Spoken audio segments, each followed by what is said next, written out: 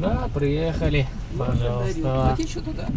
Нет, у вас по карте. По карте оплачено. Да. Ну, какие же они молодцы. Ага. Всего доброго вам. Туғандар барыңарға ассалаумалейкум. Ровно 1 саатта келдік. Москва, жамғыр, себелеп баштады. Бұны алып жөнөгөндө күн жарқырап эле тийип турган болчу. 1 саатта ровно келдік. 1139 рубль болды.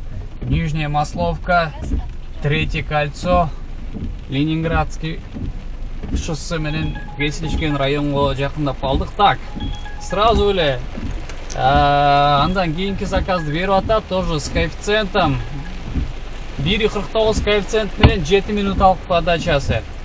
Жамгыр уже нормально куюп баштады, элдерди уже суу кылат полноценно. Азыр эми иштеп калыш керек.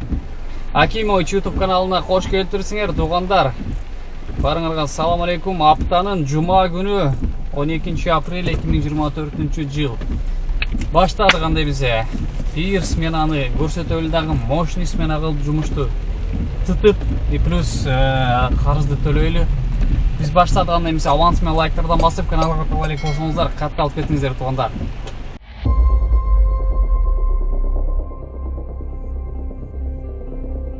Ассаламу алейкум.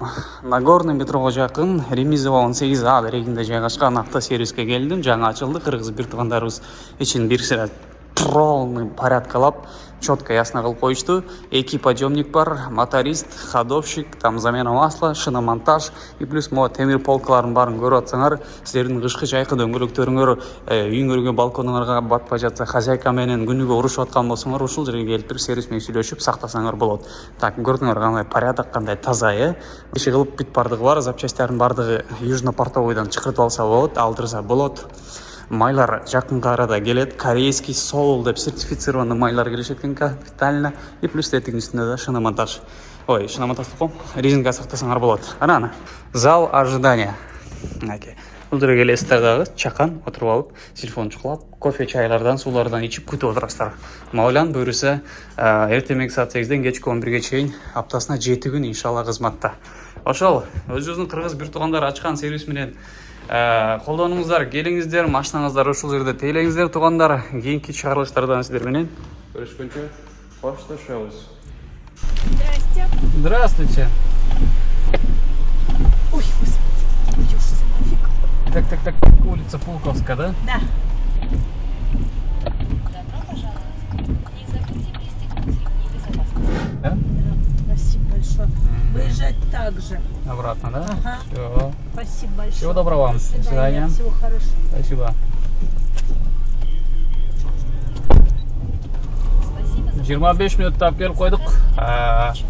Оказывается, синий кружок бонус жанып турган экен. Негизи 700 бир нерсе көрсөтүп аткан, но 800 рубль болду. Так, бул баягы мелери бар эмеспи? Лучше правую крайнюю полосу взять на выделенку и прямо топить дегендерчи. Ошондой экен. Ну ладно. Это наша работа. И все, дальше продолжаем работать. Поехали. Кечире албаган адамдар эч качан кечирбейт экен. Жүрөгү түпөйлү капкара болуп, баягы катыган нерсе катып отуруп, баягы сасып кетет экен. Акырты ошо сасыгын чыгарып коет экен да. Имам Азал айткандай, адамдын ички ичи дейт. Бул кайнап турган казан сыяктуу. Анын буусу оозунан чыгат экен да. Эмне кылып атса, ошол буусу чыгып берет экен акырчы. Ким экенин билгизип коет экен. Эгер жашоодо сени сыйлабаган, бактабаган, сени менен бактылуу болгусу келбеген адам болсо, же болбосо сени сыйлап кадырын көтөрө албай турган адам болсо, анда антиш да. Москванын погодасы негизи кызык да. Көрдүңөр, ушул пассажирди алып келип чыгаганча 25 мүнөт убакыт болчу. 25 мүнөттүн ичинде жамгыр бир слабый башталып, бир катуу сильный кылып куюп, анан уже токтоп калганга жетишти, көрдүңөрбү? Ай. Пожалуйста. Всего доброго вам. Заказ будет оплачен картой. Пожалуйста, убедитесь, что вы не оставили в автомобиле свои вещи. 20 минут тап келип койдум. Старые Химки. Оценим пользователя. И все. По делам эмеге жандырып койгом. Торговый центр Мега.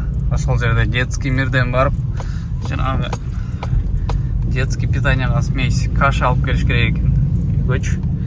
Вот, ошо только детский мирде бар экен да, ошол кашач смесь. Ошо уруп барып келе коеюн, Москвадагы ишеничтүү таксопарктардын катарын толуктаган Атаманды сунуштап кетем. Бул парктын комиссиясы 2,5%. Акчаңыздарды 24/7 моментально эч кандай чектөөсү жок жана эч кандай комиссиясы жок чечип алсаңыздар болот. Таксиге тешелип полный пакет документтер жасалат. Россиянын барлык аймактарына кошулуп иштесеңиздер болот. City Mobil'ге жана Яндекске туташтырып беришет. Экономдон Майбахка чейин грузовой, экспресс, курьер ал тарифтер дагы бар кошуп беришет. Анан таксопарк ар бир ай сайын акчалуу розыгрыш уюштуруп турат. Төмөндөгү телефон номерлерге чалып Гүлжигиттен Акимович деген YouTube каналдан алдык деген промокод сөздү айтканды унутпаңыздар. Таксопарк менен таанышып, шарттары туура келип атканыбызга кошулуп, мени чогуу иштеп жүрөңүздөр. Барыңыздарга ийгилик. Ну вот и настал момент X десек болот. Туугандар, ушул видеонун негизги маанисин ушул аягына камтып койдум. Себеп дегенде, роликтин максаты ушул да. Биздин таксист коллегаларга же болбосо мурун иштеп кеткендерге же эми жаңыдан чыгам деп аткандар үчүн мындай бир кандай десем, өзүмдүн башынан өткөн чакан историяны, катачылыктарды айтып коеюн. Ошодон өзүңөргө мындай бир сабак алып алсаңар болот. Туугандар, кээ бир киниңер айтышыңар мүмкүн, мага эмне кереги бар ал депчи. Эми сөз эсинтип атып, канугатып калган койт дегендей эле. Кыскасы, уже датасын унутуп калдым, но примерно 10 күн боло элек. 10 күн боло элек ошол ДПС токтоткон, ДПС токтотуп, путевой лист 7 мүнөткө просрочено болгон. Анан ошонун негизинде мага там машинаны штрафстоянкага жазабыз, ал жак бул жак деп аткан жеринен 1 саат, 2 саат ал жерде тарткалашып атып, сүйлөшүп атып, алар мен пожалуйста деп умолять этип атып, тыйым берип чыгып кеткем. Штраф жазбай эле кой депчи. Ошончо дагы 250 рубльдан 2 штраф жазып берип койду. 500 рубльдан, но скидкасы менен 250ден 500 төлөп койдум экөөнөчү. Ал штрафтар телефондо приложенияга келди. Аны мурда күнү төлөдүм. Вот, тиги эмелерге 10 000 бердим. 10 000ди шыдыр таксопаркка чалдым, которду бар чечип келдим дагы берип, документтеримди алып кеттим. Ага чейин билесиңер дагы 1 ай мурун эмес, 1 айда эле өтөлөк болуш керек.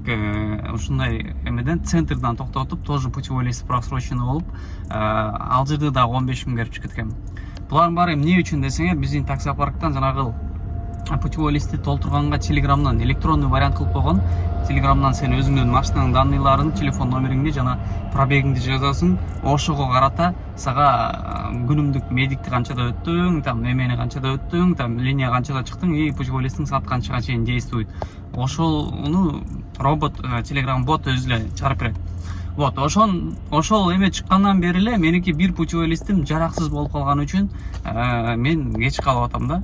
Азыр уже жолун таптым, мен бир-эки путевой листти жаратып, анан кечинде уже телеграм бот аркылуу иштеп атам. Ошондой да, менин путевой листим просрочено болуп кеткен, и плюс мен убакыт саатым текке кетпейт экен. Кичине көбүрөөк болот экен чем азыркыга карагандачы. Кыскасы, туугандар, айта кетчү нерсе, путевой листтерди жакшылап карап, кылдаттык менен текшерип, толтургандан кийинчи бардачокко жөн эле салып койбой, кайра алып чыгып зеринбестен карап, даталарын карап, саатты карап, колдор коюлдубу бардык жерге.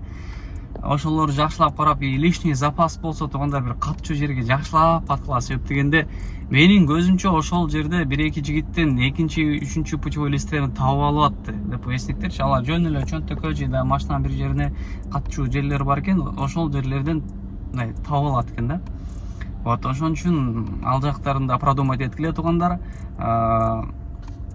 Бул сменаны өзүңүздөр билгендей эле көрдүңүздөр, аягы ушинтип бүтүп аткандан кийин демек итог чыкпайт, эч кандай итог, жыйынтык, канча иштедим, канча заказ, канча километр, алар уже полностью сүйлөнбөй калды. Ошол, кийинки чыгарылыштардан көрүшкөнчө коштошобуз. Барыңыздарга ассаламу алейкум.